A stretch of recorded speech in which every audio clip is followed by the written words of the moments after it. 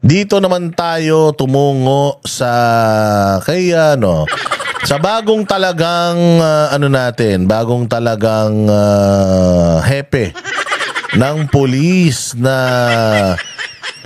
tuwang-tuwa yung mga kababayan nating mga loyalista nga.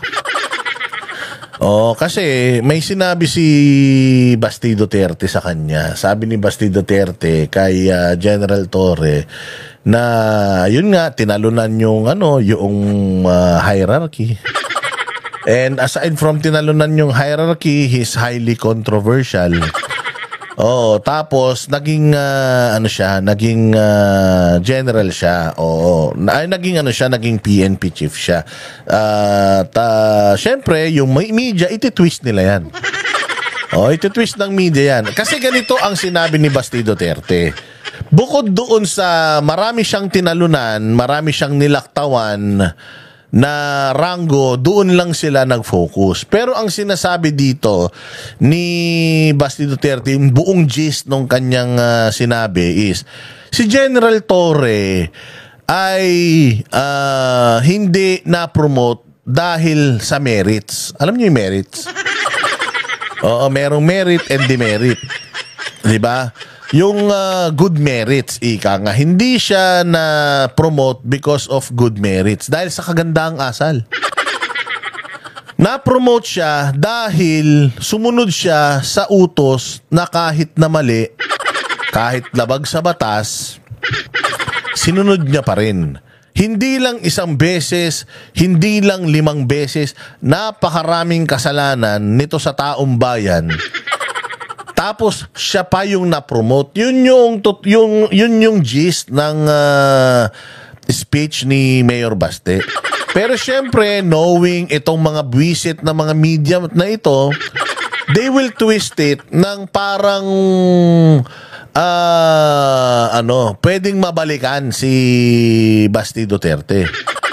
Pakinggan muna natin yung sagot ni General Torre dito sa tanong nitong chismosa na media na ito na hindi naman niya kinumpleto yung ibig sabihin ni Basti Duterte. Again, ang sinabi ni Basti Duterte, maraming nilagtawan si General Torre na mas matitino sa kanya. Na ang track record walang bahid ng kahayupan. Pero siya 1-star general, naging 2-star general, naging 4-star general. Pag tiningnan mo yung record niya, puros kabulastugan. Kaya nga sabi ko sa inyo, ito mga putang inang mga media na ito, salot sa lipunan tong mga to. Kung may rason ba't nag-aaway-away yung mga nasa gobyerno, dahil dito sa pagmi-misquote netong mga hayop na ito naman mga sagot na ito, hindi naman hinahanapan ng facts itong mga punyetang reporter na ito. Di ba? Chismosa lang ang dating. Sinabi niya na may mga nilagtawan daw kayo. Kami rin naman sinasabi namin na hindi lang naman si General Torre yung may mga nilaktawan. Si General Bato may nilagtawan din naman. Pero si General Bato walang kaso, malinis ang kanyang track record. Same goes with yung mga nilagtawan neto ni General Torre. Okay lang na lumagtaw si General Torre doon sa mga sa mga PMAers na nakapila para maging PNP chief. Okay lang na lumagtaw Ang tanong, mas malinis ba si General Torre doon sa mga nilagtawan niya? Kayo na ang bahalang sumagot. Ito yung reply ni Torre na proud siya. Alam naman natin planted Ito yung planted na question na para lang mapahiya si Mayor Baste. Pero hindi Hindi yun ang ibig sabihin ni Baste. Ituloy natin. other issues. Naglabas po kasi ng statement si Mayor Baste Duterte saying na 3 ranggo ang tinalunan ninyo because it's not a merit-based promotion, and he even called you an attack dog. What do you want to tell Mayor Baste? He quote you as an attack dog. At hindi merit-based. Merit which is positive. Kasi pag demerit, masama. So ang sinasabi dito nung reporter, nilaktawan mo yung yung ilang mga general. At hindi pinagbasihan yung track record mo. Kasi isa kang aso isa kang attack dog. Kumbaga, meron kang amo, which is dapat ang amo mo ay hindi si Pangulong Marcos. Dapat ang amo mo, yung mga Pilipino, yung konstitusyon. Yun ang amo mo, to serve and protect the interest of the Filipino, hindi yung interest ni Bongbong.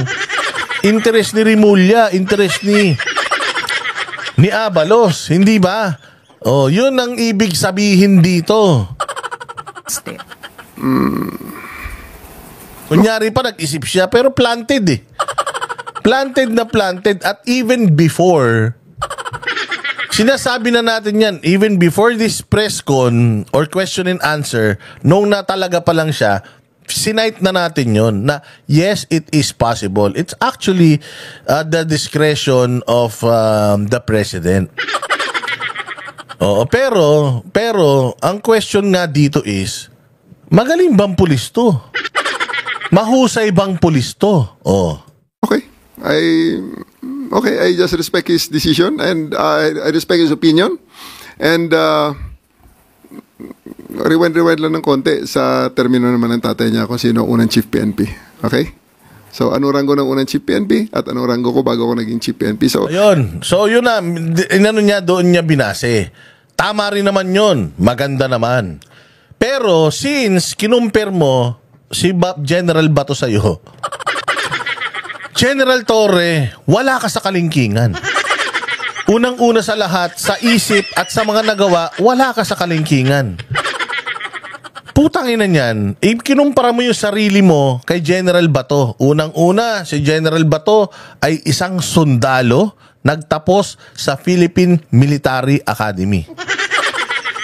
Ikaw ay nagtapos sa Philippine National Police Academy. Malaki po ang diferensya ng mga nagtapos sa PNPA sa PMA. Hindi natin minamaliit pero aminin natin, mas matitikas ang mga PMAers.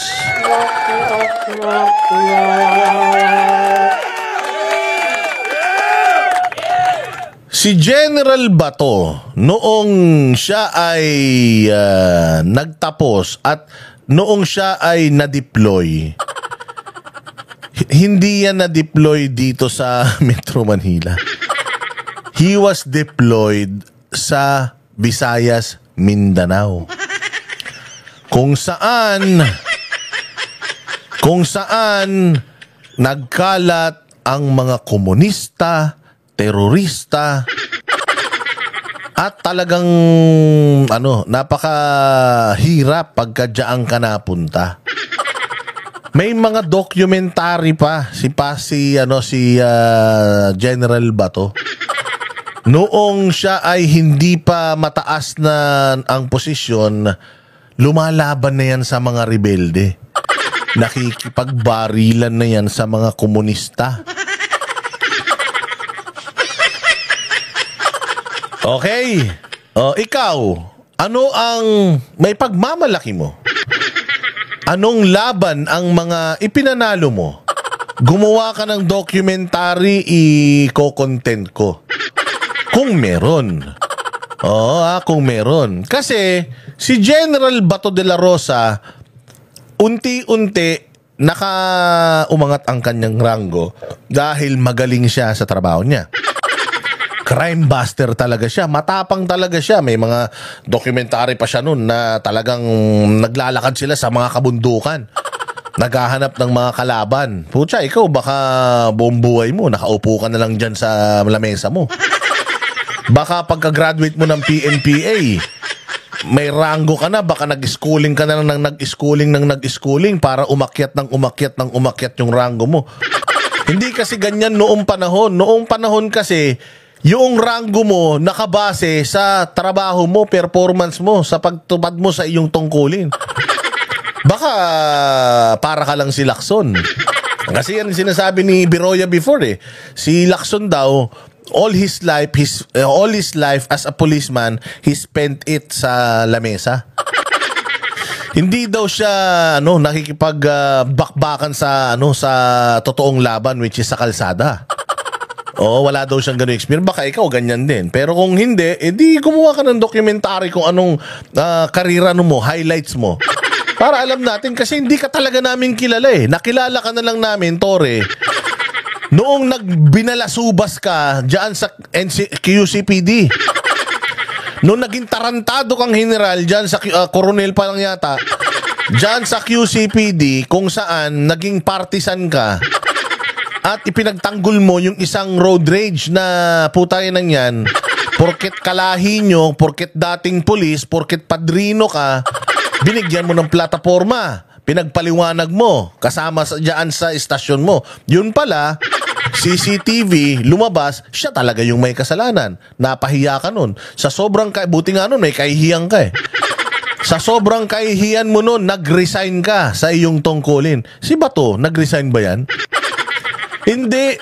Unti-unti, yung ranks, na akyat niya hanggang sa maging general siya at maging chief of police siya ng Davao.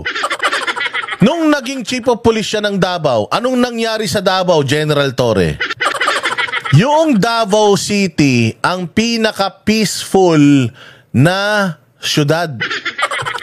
Kung hindi mo natatandaan, General Torre, merong patimpalak ng mga syudad sa buong Pilipinas, pagalingan ng pulis. Kasi syempre bawat LGU may kanya-kanyang pulis yan. Samar Police, Davao Police, Manila Police District, Makati Police. Bawat syudad. Alam mo ba na 4 na taon dare-derecho nananalo ang DCP o Davao City Police Office sa pinaka mahusay na pulisya sa buong Pilipinas? At alam mo rin ba na dinisqualify na sila? Kumbaga in-exempt na ang Davao. Kasi sa tuwi na lang nagkakaroon ng patimpalak, walang tumatalo sa Davao, so tanggalin na natin yung Davao para maranasan naman ng ibang syudad na manalo.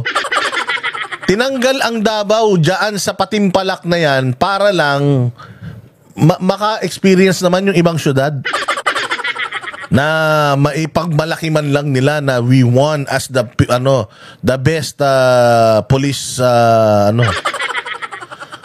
police office sa buong Pilipinas. Si General Bato ang happy dyan.